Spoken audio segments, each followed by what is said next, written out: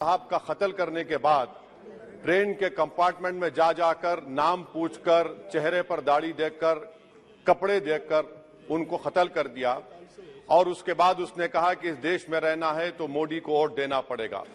मैं हुकूमत से जानना चाहूंगा कि क्या ये अक्सरियती तबके की एक्सट्रीमिज्म और रेडिकलाइजेशन की बेहतरीन मिसाल नहीं है, और अगर है तो फिर हुकूमत इस पर क्या करेगी।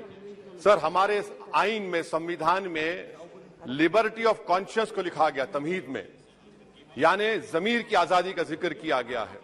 मैं हुकूमत से और खास तौर से वजीर आजम से जानना चाहता हूं कि कहां गया इस हुकूमत का जमीर, कॉन्शियस जिसको अंग्रेजी में कहते हैं, जब नूह में 750 इमारतों को बगैर ड्यू प्रोसेस फॉलो किए उनके इमारतों को मुनज़्ज़म कर दिया गया, और इसलिए कि वो मुसलमान थे, पूरे के पूरे इलीगल थे।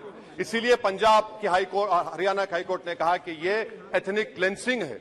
इसकी एक बेहतरीन मिसाल है उस हुकूमत की। तीसरी है कि इस मुल्क में एक नफरत का माहौल, बल्कि एक आतिश को पैदा कर दिया गया, मुसलमानों के खिलाफ नफरत का माहौल। ये इनका 9 साल का इनका ये कारनामा है।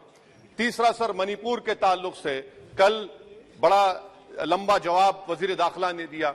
सर, आसाम राइफल के ऊपर केस बुक हो जाता है, FIR हो जाता है। क्या हो रहा है वहां पर? कहां गया आपका कॉन्शियस, कहां गया आपका जमीर, जब वहां की महिलाओं की अस्मत रेजी की जा रही है? और आप मुख्यमंत्री को नहीं हटाना चाहते इसलिए क्योंकि वो कोऑपरेट कर रहा है। सर, मैं हरियाणा और मणिपुर के वजीर आला के लिए, किसी शायर ने अच्छा कहा था कि कुर्सी है तुम्हारा ये जनाजा तो नहीं, कुछ कर नहीं सकते तो उतर क्यों नहीं जाते। आखिर कहां गया? उन ताबूतों में खो गया कि आपका कॉन्शियस, आपका जमीर, जहां पर 50,000 लोग बेघर हो गए, यानी 6 लाख हथियारों को लूटा जा रहा है। आखिर कौन सा आप इंचार्ज वहां पर हैं? सर, 4था पॉइंट, हिजाब को एक मसला बना दिया गया और मुस्लिम बच्चों को तालीम से महरूम कर दिया गया। क्या ये आपका लिबर्टी ऑफ कॉन्शियस है? कहां गया आपका जमीर? सर, अभी आपने फाइनेंस मिनिस्टर साहबा ने कहा, यहां पर DMK के मोहतरमा कनीमोजी ने महाभारत के द्रौपदी का जिक्र किया। मैं ये पूछना चाहता हूं, बिल्किस बानो इस देश की बेटी है या नहीं? जिस बिल्किस बानो को 11 लोगों ने रेप किया, प्रेग्नेंट थी, उसकी मां का रेप किया, उसकी बेटी को कत्ल कर दिया, उसकी मां का कत्ल कर दिया, आपने कातिलों को रिहा कर दिया। ये आपका कॉन्शियस है? ये आपका कॉन्शियस है? आप तो मेजोरिटेरियन पॉलिटिक्स को फरोग दे रहे हैं। सर, चौथा, आज चाइना के ऊपर कोई नहीं बोलते हैं। प्रधानमंत्री मोदी ने उस वक्त 2013 में जब प्रधानमंत्री नहीं थे, कहा था कि समस्या बॉर्डर पर नहीं, दिल्ली में है।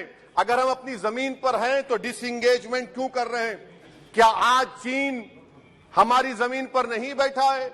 क्या आज चीन से आप बातचीत कर रहे हैं? आप डिसएंगेजमेंट कर दिए। बताइए डी-एस्केलेशन, डी-इंडक्शन कब होगा?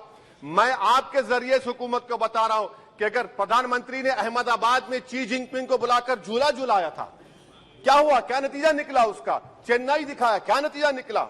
सर, इसलिए चीन पर बोलिए, चीन को उखाड़ कर फेंकिए। सर, और एक पॉइंट जिस पर मैं मुखालिफ तायद में खड़ा हूं, हाई इन्फ्लेशन है इस मुल्क में, हाई अनएम्प्लॉयमेंट है, स्टैग्नेटिंग कंजम्पशन है। इसकी वजह से महिलाओं में हाई एनीमिया लीड कर रहा है। ये हुकूमत इसकी जिम्मेदार है।